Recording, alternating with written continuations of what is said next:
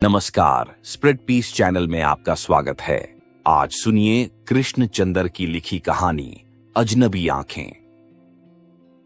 चेहरे पर इसकी आंखें बहुत अजीब थीं, जैसे उसका सारा चेहरा अपना हो और आंखें किसी दूसरे की जो चेहरे पर पपोटों के पीछे महसूर कर दी गईं। इसकी छोटी नोकदार ठोरही, पिचके लबों और चौड़े चौड़े किलों के ऊपर दो बड़ी बड़ी गहरी स्याह आंखें अजीब सी लगती थीं। पूरा चेहरा एक चालाक, ज़हीन, शातिर, खुदगरज और कमीने आदमी का था। ऐसा चेहरा जो 35 बरस बाद अक्सर उन इंसानों के यहां मिलता है जो नौजवान होते ही गलत धंधों में पड़ जाएं। इसीलिए मुझे उसकी आंखों से बड़ी दिलचस्पी पैदा हो गई। मालूम नहीं कहां से चुराई थीं जालिम ने ये आंखें। मैं इसकी दुकान पर अपनी कमीज सिलवाने गया था। कोलुओन में इसकी कपड़ों की बहुत बड़ी दुकान थी। बाहर तख्ता लगा था। यहां जोड़ा 24 घंटे में तैयार किया जाता है। तख्ते ने मुझे दुकान के अंदर जाने पर माइल किया। एक तो ये थी, दूसरी वजह उसका नाम था जो तख्ते पर बड़े बड़े हरूफ में लिखा था, प्रोप्राइटर बी डी इसरानी। वो बी डी इसरानी था और मैं जी डी इसरानी। नामों की मुमासिलत ने भी मुझे इस दुकान के अंदर जाने पर मजबूर कर दिया। वो उम्दा कपड़े पहने, मुंह में लंबा सिगार दाबे, हाथों में हीरे की 2 अंगूठियां पहने, बरहिया तंबाकू का खुशगवार धुआं छोड़ते अपनी कुशादा दुकान में इधर उधर घूम रहा था। पहले तो उसने मेरा कोई ख्याल नहीं किया, लेकिन आर्डर लेते वक्त जब उसने मेरा नाम मालूम किया तो खुशी से चौंक पड़ा। हम दोनों सिंधी थे और एक ही जात वाले, और ये हांगकांग था, वतन से इस कूदर दूर। चंद मिनटों में हम एक दूसरे से घुल मिल गए, जैसे बरसों के दोस्त हों। उसने मुझे रात के खाने पे अपने घर आने की दावत दी, जो मैंने फौरन कबूल कर ली। फिर मैंने अपनी एक तकलीफ भी इससे बयान की। मैं कैंट होटल में ठहरा था। बॉम्बे ऑब्जर्वर के नुमाइंदे की हैसियत से हांगकांग आया था। यह सस्ता किस्म का होटल था। एक रोज रात को 2 बजे के करीब में लौटा तो मालूम हुआ होटल के 8-10 कमरों में एक साथ चोरी हो गई है। बदकिस्मती से उनमें मेरा कमरा भी शामिल था। मेरे दोनों सूटकेस चोरी हो गए और टाइपराइटर भी। पुलिस तहकीकात कर रही थी, करेगी और करती रहेगी। मगर मुझे 2 दिन बाद बंबई लौटना था। ऑब्जर्वर के एडिटर ने फौरन वापस आने के लिए तार दिया था। हांगकांग में मेरा काम खत्म हो चुका था। अब मुझे बंबई पहुंचकर वहां से फौरन नैरोबी जाना था। मुझे कुछ रकम चाहिए। मैंने बी डी इसरानी से कहा, मगर मैं अब उसके ईव्ज सिर्फ अपना चेक पेश कर सकता हूं, वो भी हिंदुस्तान के बैंक का। कितनी रकम चाहिए? उसने पूछा। 500 रुपए। जरूर, बी डी इसरानी ने इत्मीनान का सांस लिया। मेरे साथ चलो, मैं अभी बैंक से अपनी गारंटी पर आपका चेक कैश किराए देता हूं, या खुद रकम दे दूंगा। यहां हम सिंधियों का अपना एक बैंक है, दी सिंधी मर्केंटाइल बैंक, 5 मंजिला इमारत में वाक़ था। बी डी इसरानी ने मुझे बताया कि बैंक की इमारत का मालिक वही है।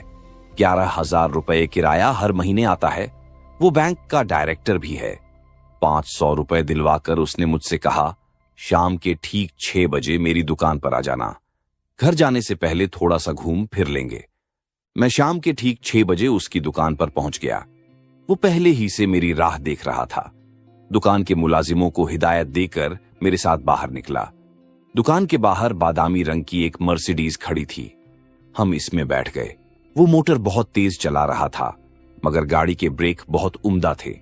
इसका चेहरा छोटा मगर जिस्म बहुत मजबूत था। खासतौर पर उसके हाथ बड़े मजबूत और बालों से भरे दिखाई देते। खूबसूरत जोड़े के अंदर उसका जिस्म जरूर किसी बिन मांस या गोरीला का रहा होगा। वो राह चलते चलते सीटी बजाता, किसी खूबसूरत चीनी लड़की के करीब जाकर अपनी तेज मोटर एकदम धीमी करके इससे चीनी जबान में कुछ कहता और फिर हंसकर आगे चल देता। इसके लब और लहजे से मालूम होता था कि नाशाइस्ता फिक्रे किस रहा है। किसी चीनी लड़की से पिट्टे नहीं अब तक? मैंने पूछा। यहां किसमें हिम्मत है जो इस रानी को पीटे? ये गली मेरी है, तुम्हारी कैसे है? इस गली के सब गुंडों को मैं जानता हूं। यहां मेरे 2 जुआ खाने चलते हैं, देखोगे? देख लेंगे। सामने क्राकरी की दुकान, पिछवाड़े जुआ खाना, दोनों के दरमियान जाए हाजत का एक लंबा कमरा, जिनके अंदर दो उधेड़ उम्र के चीनी छोटे छोटे तौलिए लिए खड़े थे। वो इस रानी को तो पहचानते ही थे, इसलिए मुझे जुआ खाने जाते हुए किसी दिक्कत का सामना नहीं करना पड़ा। मगर दूसरे ग्राहकों के लिए कोड वर्ड था। इस जुआ खाने में वही जा सकता था जिसे वो खुफिया लफ्ज मालूम होता, वरना बस हाजत दूर करे और वापस हो जाए। मैं हर काम बड़े स्टाइल से करता हूं। B D. इस रानी ने मुझे अपना जुआ खाना दिखाते हुए कहा। उम्दा सजे हुए 10 कमरे, दुबईज बेआवाज घालीचे, खामोश मौदिब बैरे, नाजुक इंदाम चीनी लड़कियां जाम पेश करती हुईं और अमीर गाहक। यहां हाई क्लास जुआ चलता है, सिर्फ गन्ने चुने गाहक यहां आते हैं। रोज रात को $2,500-3,000 मुझे यहां से मिलता है। बाहर क्राकरी की दुकान भी अच्छी चलती है। बहुत खूबसूरत जगह है, मैंने इससे कहा। यहां तो खलीफा हारून रशीद की तरह ताली बजाने को जी चाहता है। कौन खलीफा? उसने हैरत से मेरी तरफ देखकर पूछा। इसकी आंखें मुझे उस वक्त बड़ी मासूम और भोली सी मालूम हुईं। कुछ नहीं, मैंने बात टालते हुए कहा। बंबई में मेरा एक दोस्त है। वो मुझे उस वक्त याद आ गया जब वो कोई अच्छी जगह देखे तो ताली पीटने लगता है। क्या बचपना है, उसने मुझसे कहा और लंबा सिगार अपने मुंह में लेकर उसका खुशगवार धुआं मेरे मुंह पर फेंकने लगा। जुआ खेलोगे? उसने पूछा। नहीं, मैंने जवाब दिया। वो मुझे लिए बाहर आ गया। दूसरा जुआ खाना दिखा के वो मुझे टी हॉक स्ट्रीट में ले गया। वहां भी सब लोग उसे जानते थे। उनके चेहरों से लगता था जैसे इससे डरते भी हों। यहां मेरा एक छंडू खाना है, इस रानी ने मुझसे कहा। क्या अभी तक इधर छंडू खाने मौजूद हैं? मैंने इससे पूछा। हांगकांग में तो हैं, उधर सुना है नहीं रहे। इस रानी ने मुंह से अपना सिगार निकाल उधर चीन की तरफ इशारा किया। चंडू खाने की फिजा मुझे बड़ी भली मालूम हुई। अच्छा इंतजाम था। हश्त पहलू चीनी शमदान, हर पहलू पर रंगदार झालरें लटकती हुईं, छोटे छोटे प्यालों में अनवाओ इकसाम की मुनशियात और तिरछे पपोटों वाली हसीनाएं जो नशा ला सकती थीं। ये चंडू खाना भी हशत पहलू था। हर कमरा एक मरकजी हाल में निकलता, जिसमें चंद चीनी साजिंदे बैठे थे और एक चीनी रकासा ठुमक ठुमक कर नाच रही थी। मिकाओ से मंगाई है, इस रानी ने मुझे बताया। $200 रोज पर कैसी है? अच्छी है, मिलोगे? नहीं, तुम्हारी मर्जी। बाहर आके हम उसकी मर्सिडीज में उड़ गए। उसने बताया पूरे कोलवान में टी हॉक का चंडू खाना सबसे बढ़िया है। रात को $5-7 हजार की गाहकी होती है, दिन को भी 2-2.5 हजार की हो जाती है। Wonderful business. और कपड़े की दुकान? मैंने पूछा। अरे वो तो एक साइन बोर्ड है, वहां से किया मिलता है। आजकल सीधा धंधा करके कौन जी सकता है? कैसी बेवकूफी की बात करते हो, उसने मुझसे कहा। इसमें क्या शुभा है, मैंने जवाब दिया। फिर वो मुझे एक कहबा खाने ले गया। मैं समझ गया कि वो क्या चाहता है। वो दरअसल मुझे अपनी सल्तनत दिखा रहा था। गरीब सिंधी आज से 35 बरस पहले $200 लिए हांगकांग आया था। आज उसी बी डी इस रानी का शुमार हांगकांग के अमीर तरीन लोगों में होता है। ऐसे ऐसे मेरे 6 हैं, उसने पहला कहबा खाना दिखाते हुए कहा। कोई लड़की पसंद आई? नहीं। क्या तुमको लड़कियां पसंद नहीं? हैं तो सही, मगर अपने घरों में। क्या मतलब? उसने फिर उन्हीं हैरत ज़्यादा मासूम निगाहों से मेरी तरफ देखा जो उसकी बड़ी बड़ी रोशन और सियाल पतीलों से छिन कर आ रही थीं। इस लम्हे वो निगाहें बहुत पाकीज़ा थीं, सर्दियों की पहली बर्फ की तरह मेरे चेहरे पर गिर रही थीं। मैंने तशरीह करना मुनासिब ना समझा, सिर्फ इतना कहा कि मेरे लिए हांगकांग और कलकत्ता या बंबई के कहबा खानों में कोई फर्क नहीं। अगर कोई फर्क है तो महज जाहिरी सजाट या फिर चेहरे की जाहिरी साखत में। वहां लड़कियां भारतीय हैं, यहां चीनी, और कोई फर्क नहीं। ओह, मैं समझ गया, तुमको फॉरेन माल पसंद है। एम्बेसी रोड पर जो मेरा बुरा थल है, इसमें बाहर का माल भी मिलता है। अभी तुमको उधर ले चलता हूं। उधर एक नई छोकरी आई है, इसको जरा देख लूं। इस रानी ने मुहतमिम से चीनी में कुछ बात की। वो लोग हमें एक नियम तारीख कमरे में ले गए, जहां एक चीनी लड़की हाथ पांव से बंधी सोफे पर पड़ी थी। इस रानी के कहने पर उसके हाथ पांव खोल दिए गए। इसकी उम्र मुश्किल से 15-16 साल होगी।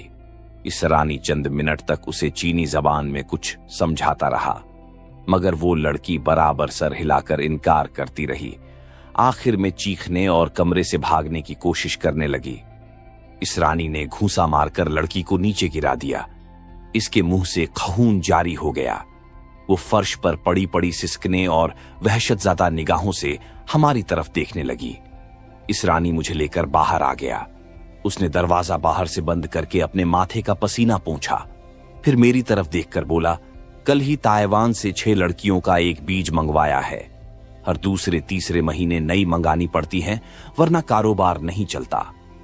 अगवा करके लाई गई हैं, इसलिए धंधा बिल्कुल नहीं जानती। एकदम अनाड़ी है। उसे कुछ मर्दों के हवाले करता हूं, तभी सीधी होगी। इसका घर बहुत उम्दा और छोटी सी पहाड़ी ढलवान पर वाक़या था। वहां से हांगकांग का सारा मंजर नजर आता। बीवी शारदा बहुत ही घरेलू और सीधी साधी औरत थी। 2 बच्चियां थीं, बड़ी प्यारी और मासूम। एक 10 साल की होगी, दूसरी कोई 12-13 बरस की। उसने मुझे बताया सबसे बड़ी लड़की की शादी हो चुकी। इसका खावंद अमेरिका में कारोबार करता है, सिंधी है। जुनूबी अमेरिका में बहुत बड़ा धंधा है इसका। मेरी लड़की के 2 बच्चे भी हैं। वो बहुत खुश है अपने घर में। लड़का कोई नहीं? मैंने पूछा। लड़का ना हो तो मुक्ति कैसे होवे? वो जोर से हंसा। 2 लड़के हैं, मगर दोनों सियाने उम्र के। एक को फिलिपाइन में बिजनेस करके दिया है, दूसरा जापान में है। पी के वो चहकने लगा। भगवान ने सब कुछ दिया है मुझको। शारदा उसके करीब बैठी हमारी बातें सुनते पीले रंग की ऊन से एक स्वेटर बन रही थी। थोड़ी देर बाद शारदा ने अपनी बड़ी बेटी की तस्वीर लाके मुझे दिखाई। एक खूबसूरत बेकल लड़की एक मोटे ताजिर के साथ खड़ी थी। दोनों के चेहरों पर वो हमाकत भरी खुशी तारी थी, जो सिर्फ शादी के इब्तिदाई दिनों में नजर आती है। तभी वो हंसकर बोला, 35 साल हुए मैं हांगकांग आया था, $200 लेकर। आज 2 करोड़ से ज्यादा की जायदाद मेरे पास है। तुम एक आतिशफिशां पहाड़ के दहाने पर बैठे हो। हांगकांग 2 घंटे में चीन के पास जा सकता है। मैं बेवकूफ नहीं, इस रानी बोला। इसीलिए तो मैंने अपनी फर्म का सदर दफ्तर मनीला में खोल रखा है। सुखदास कव्वास का इंचार्ज बना दिया। बाकी सब बंदोबस्त ऐसा है कि मैं भी हांगकांग से 2 घंटे में जा सकता हूं। एक अजीब मुकद्दस मुसर्रत आमेज मुस्कुराहट उसके चेहरे पर फैली थी। वो बड़े इत्मीनान से अपने पेट पर धीरे धीरे हाथ फेरते कह रहा था, मैं बहुत खुश हूं, मैं बहुत खुश हूं। खाना खा के हम काफी पी रहे थे कि दीवारी घड़ी ने 10 बजाए। इस रानी के मुंह से निकला, अरे काफी की प्याली उसके हाथ से छूटकर फर्श पर जा गिरी। उसने जल्दी से चेहरा अपने दोनों हाथों में छिपा लिया। शारदा दौड़ी दौड़ी दूसरे कमरे में गई और दौड़ी दौड़ी वापस आई। इसके हाथ नेता दरता बहुत से रूमाल पकड़ रखे थे। शारदा ने जल्दी से वो रूमाल इस रानी के घुटने पर रख दिए। मैंने देखा इतनी देर में इस रानी का चेहरा आंसुओं से भीग गया। न सिर्फ चेहरा बल्कि उसकी हथेलियां भी भीग गई थीं। जल्द ही वो रूमाल लेकर अपनी आंखें साफ करने लगा, मगर आंसू थे कि इसकी बड़ी बड़ी आंखों से उबलते चले आ रहे थे। मैं हैरत से इसकी तरफ देख रहा था। वो रूमाल से अपने आंसू साफ करते हुए बोला, तुमसे बातें करते हुए मुझे ख्याल नहीं रहा। क्या ख्याल नहीं रहा? कि वक्त आ गया है। कौन सा वक्त? वो कुछ देर चुप रहा, फिर अपनी आंखें साफ करते हुए बोला, मुझे इस दुनिया में कोई तकलीफ नहीं, बस अगर कोई तकलीफ है तो यही, जूं ही रात के 10 बजे मेरी आंखों से आंसू जारी हो जाते हैं। कभी घंटा भर, कभी 2 घंटे, कभी 3 घंटे मेरी आंखों से आंसू जारी रहते हैं। मगर क्यों? क्या मालूम। अमेरिका तक हो आया हूं इन आंखों के इलाज के लिए, मगर किसी डॉक्टर से ठीक नहीं हुई। किसी डॉक्टर को मेरी बीमारी का पता नहीं चल सका। क्या होता है? बस आंसू बहते हैं, बस आंसू बहते हैं और कोई तकलीफ नहीं होती। नहीं, और कोई तकलीफ नहीं होती। इसकी आंखें रो रही थीं, आंसू गालों पर बह रहे थे। वो बार बार रूमाल लगाकर अपनी आंखों को खुशक करता। आंसू बहकर निकलते चले आ रहे थे। यकायक मुझे उसका भीगा, आंसुओं में तर चेहरा, एक ऐसी लाश का चेहरा दिखाई दिया जो पानी में डूबी हो। फिर दूर किसी गहरे कुएं से मुझे एक लड़की की चीखें सुनाई देने लगीं। शायद ये आंखें एहतिजाज करती हैं। क्या? वो आंखें पोंछते पोंछते मेरी तरफ हैरत से देखने लगा। क्या कह रहे हो तुम? मैं नहीं समझा। कुछ नहीं, ये वो बीमारी है जिसे तुम नहीं समझ पाओगे। मैंने सर पर टोपी रख उसे सलाम किया और इस रानी और इसकी बीवी को हैरान ओ शश्तर छोड़कर बाहर निकल आया। खबा खाना की लड़की अब हंस रही थी। आप सुन रहे थे कृष्णचंद्र की लिखी कहानी अजनबी आंखें।